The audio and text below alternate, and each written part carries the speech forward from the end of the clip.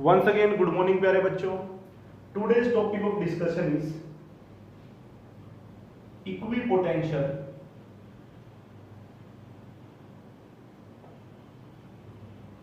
surfaces. देखिए बेटा, नाम से ही क्लियर हो रहा है. इक्वी वर्ड हम लोग यूज कर रहे हैं इक्वल के लिए. पोटेंशियल मतलब वर्क डन बाय चार्ज और सरफेस मतलब कि सरफेस एरिया. किस वो सरफेस जहां पर जिसके हर पॉइंट पर पोटेंशियल वैल्यू क्या रहेगी, सेम, उन सरफेस को हम लोग क्या बोलेंगे, इक्विपोटेंट सरफेस. ठीक है. This surface is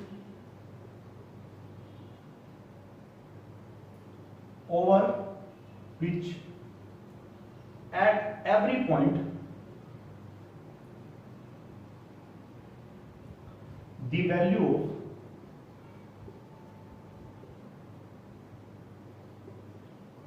electrostatic potential remain same. Sir ये कैसे हो सकता है, इलेक्ट्रोस्टैटिक पोटेंशियल वैल्यू कैसे सेम रह सकती है, कोई एग्जांपल दीजिए. चलिए एग्जांपल देखते हैं. मैं कंडक्टिंग स्फीयर मान लेता हूं जिसके सेंटर पे कोई चार्ज पड़ा है Q. बेटा एक बात बताइए, V की वैल्यू कितनी होती है, Q बाय 4πε0 R. और R क्या होता है, जिस पॉइंट पे हम लोग पोटेंशियल फाइंड आउट कर रहे हैं. अब बेटा इस पॉइंट पर पोटेंशियल वैल्यू आएगी इतनी, तो बेटा इस पॉइंट पर भी तो इतनी आएगी, यहां भी तो R ही है क्योंकि Q सेम है और R सेम है. 1/4πε वैल्यू तो हमें पता होती है 9 × 10⁻⁹. ठीक है. तो इसके हर पॉइंट पर पोटेंशियल वैल्यू सेम आएगी, मतलब ये क्या है, इक्विपोटेंशियल सरफेस है. ठीक है. चलिए अब देखिए बेटा एक और बात देखिए. मान लीजिए ये कोई इक्विपोटेंशियल सरफेस है जिसके ऊपर पोटेंशियल वैल्यू V है. ठीक है. मैं किसी पॉइंट को पॉइंट A से B पर लेके जाना चाहता हूं, किसी पॉइंट टैच चार्ज को. ठीक है. तो मुझे क्या करना पड़ेगा, वर्क डन A से B के लिए किसी पॉइंट टैच चार्ज को लेके जाना है. ठीक है.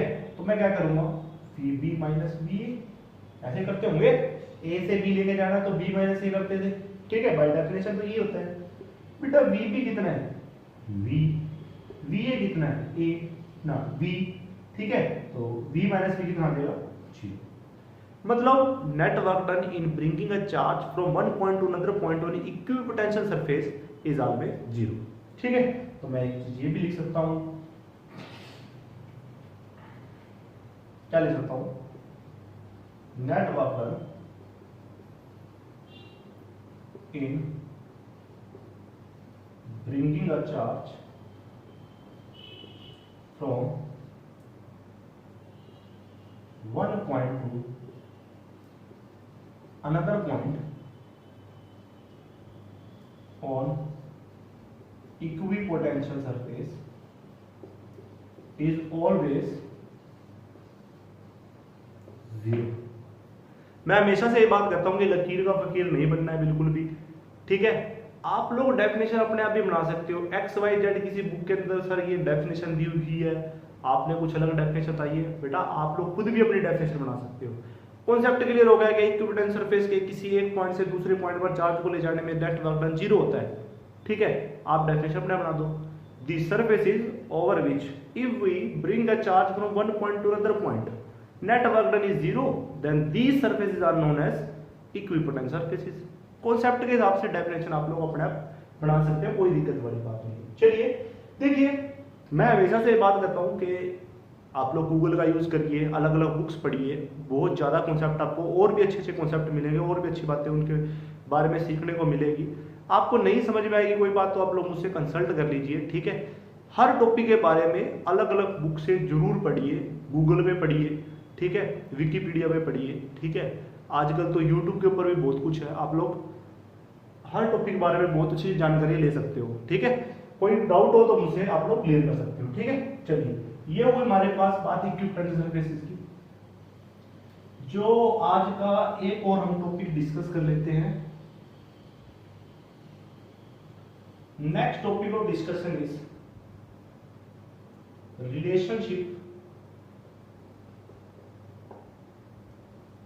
Between electrostatic field intensity E vector and electrostatic potential V। ठीक है, ये टॉपिक बेटा आज हो जाएगा, आपको आज समझ भी आ जाएगा। पर एक बात ध्यान रखना, ये टॉपिक आपका 10th यूनिट तक भी साथ नहीं छोड़ेगा, बहुत इंपॉर्टेंट टॉपिक है। आगे के अगर आप लोगों को टॉपिक समझने हैं तो ये रिलेशन आपको आना बहुत जरूरी है। मेरे पॉइंट ऑफ व्यू से ये टॉपिक और भी इंपॉर्टेंट इसलिए हो जाता है क्योंकि जितनी कि मैंने फिजिक्स पढ़ी है, ये एक इकलौता ऐसा टॉपिक है जो कि एक वेक्टर का स्केलर के साथ रिलेशन बता रहा है। देखिए कितनी ब्यूटीफुल बात है, कितनी खूबसूरत बात है कि एक वेक्टर का स्केलर के साथ रिलेशन बता रहा है। चलिए हम लोग भी इस खूबसूरती को देखते हैं और इस रिलेशन को फाइंड आउट करते हैं। मैं एक इक्विवेलेंस सर्फेस मान लेता हूं,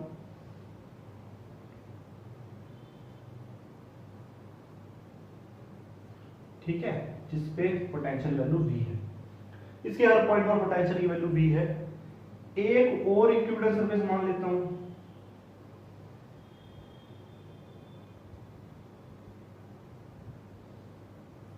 जिसपे पोटेंशियल वैल्यू सेम तो है पर इससे थोड़ी कम है, मान लीजिए V माइनस डी है, V माइनस डी है। ठीक है, ये बात होगी। इस सरफेस को नाम देता हूं A, इसको नाम देता हूं B। सर इक्विवेलेंट सरफेस है, ये भी V होना चाहिए, भी V होना चाहिए। अरे नहीं, ये अकेला V है जिसके ऊपर सारे के वैल्यू पोटेंशियल V है, मतलब मान लो 13 है। तो इसका थोड़ा सा कम है, इसका 12 है। ठीक है, पर इसके सारे पॉइंट पर 12 भी रहेगा, इसके सारे पॉइंट पर 13 रहेगा। ये बात कह रहा हूं मैं। ठीक है, एक मिनट रुकिए, कहीं कट ना रहा हो वैल्यू। ठीक है, थोड़ा सा ऊपर बना देता हूं इसको। ठीक है, एक और जो सरफेस है उस पर वैल्यू थोड़ी कम है, V माइनस डी है, ये पॉइंट हो गया B। दोनों बीच का परपेंडिकुलर डिस्टेंस में मान लेता हूं dr है। ठीक है, चलिए एक चार्ज पार्टिकल को मैं A सरफेस से B पर लेकर आता हूं। एक बात याद रखना, चार्ज पार्टिकल को हमेशा हाई पोटेंशियल से लो पोटेंशियल पे ले जा सकते हैं। ठीक है, लो से हाई पे लेके जाओगे तो आपको वर्क डन नेगेटिव दिखाना पड़ेगा।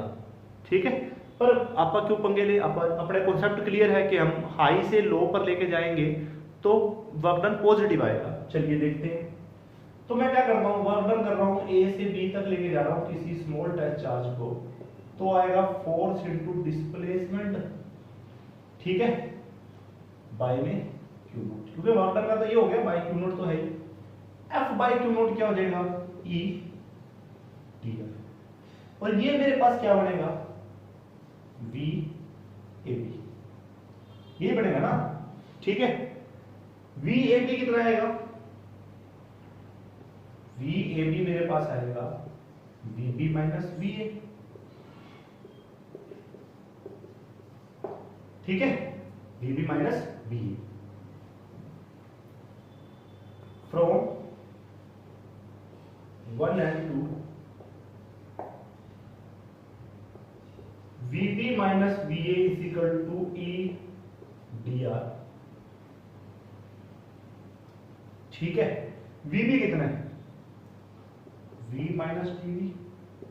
VA कितना है, V E dr। Cancel. E मेरे पास कितना आ गया, minus of dV upon dr। ये रिलेशन बेटा बहुत इंपॉर्टेंट रिलेशन है। ठीक है, इस रिलेशन को आप लोग को ध्यान रखना है। Thank you very much, have a nice day.